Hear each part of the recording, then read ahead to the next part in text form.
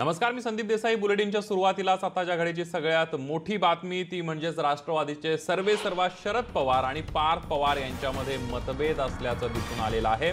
कारणही तसंच आहे, कारण रात्री पार्थ पवारांनी आजोबांची भेट घेऊन राम मंदिर आणि सुशांत आत्महत्या प्रकरणी चर्चा केली आणि त्यानंतर आज आजोबांनी नातवाचे कान टोचलेले आहेत। आताची सगळ्यात मोठी बातमी आपण बघतोय, शरद पवार यांनी पार्थ पवार यांच्याविषयी एक वक्तव्य केलेलं आहे। बुलेटिनच्या सुरुवातीलाच ही महत्त्वाची बातमी आपण बघतोय, शरद पवार आणि पार्थ पवार यांच्यामध्ये मतभेद असल्याचं दिसून येत आहे। कारण सुद्धा तसंच आहे, कारण काल रात्री पार्थ पवार यांनी आजोबांची भेट घेतली, शरद पवारांची भेट घेऊन राम मंदिर आणि सुशांत सिंग आत्महत्या प्रकरणी चर्चा केली आणि त्यानंतर आज शरद पवार यांनी नातवाचे पार्थ पवार यांचे कान टोचलेले आहेत। आपण बघितलं, सुशांत सिंग आत्महत्या प्रकरणामध्ये सीबीआय चौकशी करावी अशी मागणी पार्थ पवारने याच्या अगोदर सुद्धा पार्थ पवार यांनी केलेली होती।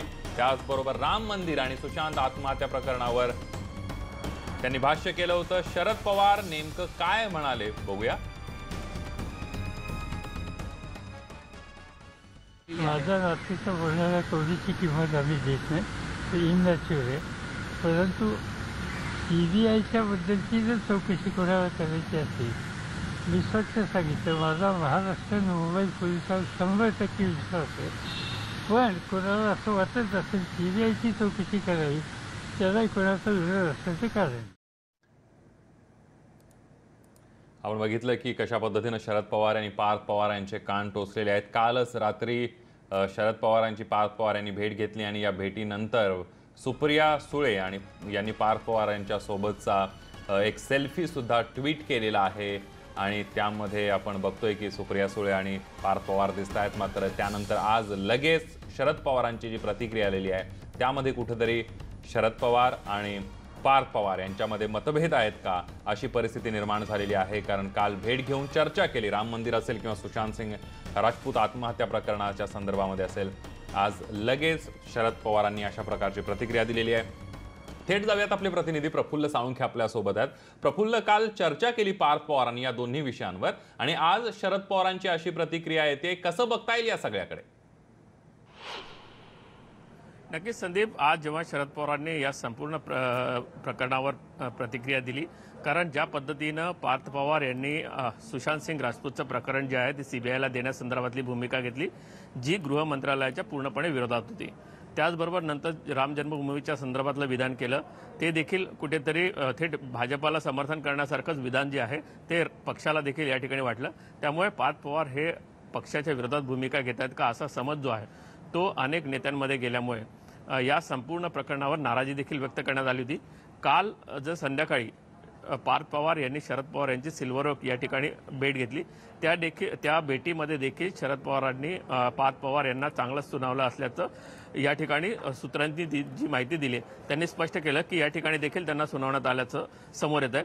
कारण हा जो फोटो ट्विट सुप्रिया सुळे यांनी केलेला होता त्या ठिकाणी देखील जर एक गोष्ट आपण जर नक्की पाहिली तर चिलिंग विथ पार्थ ह्याच पद्धतीने म्हणजेच कुठेतरी त्यांना शांत करण्याचा प्रयत्न जो आहे तो त्या ठिकाणी झालेला दिसतोय। पण या सगळ्या घडामोडींनंतर आज पुन्हा शरद पवारांनी थेट जाहीरपणे आपल्या नातवावर म्हणजेच पार्थ पवारांवर जाहीर टीका केली आणि ती कुठेतरी एकूणच पार्थ पवार यांच्या अशा वागण्यामुळे का असेना पण त्यांना एक समज जाहीरपणे देण्याचं जे काम आहे ते शरद पवारांनी केलेलं या ठिकाणी पाहायला मिळत आहे। संदीप, अगदी धन्यवाद प्रफुल्ल, तुम्ही दिलेल्या या संपूर्ण माहितीबद्दल। यानंतर बघूयात आजची सगळ्यात महत्त्वाची दुसरी एक मोठी बातमी, कारण ही बातमी कोकणात जे गणपतीसाठी जाणारे चाकरमाने आहेत त्यांच्यासाठी अतिशय महत्त्वाची आहे। कारण आज शेवटचा दिवस आहे। या आजच्या दिवसामध्ये कोरोनाच्या टेस्ट विना या सगळ्या चाकरमान्यांना कोकणामध्ये जाता येणार आहे, कारण आज रात्री 12 वाजल्यानंतर गणेशोत्सवासाठी कोकणात जाणाऱ्यांसाठी टेस्ट सक्तीची करण्यात आली आहे। त्यांची गेल्या 48 तासांपूर्वी टेस्ट होणं गरजेचं आहे, त्यामुळे आज विना टेस्ट कोकणात एंट्री असल्यानं चाकरमानी मोठ्या संख्येनं कोकणामध्ये जाणार असल्याचं आपल्याला पाहायला मिळतं आणि त्यामुळे गर्दी सुद्धा होण्याची शक्यता आहे। कारण बहुसंख्य चाकरमानी कोकणामध्ये एसटी आणि खासगी गाडीतून दाखल होणार असल्याची अपेक्षा वर्तवण्यात येते। दरम्यान आजपर्यंत कोकणात येणाऱ्यांना 10 दिवसांसाठी क्वारंटाईन करण्यात येणार आहे।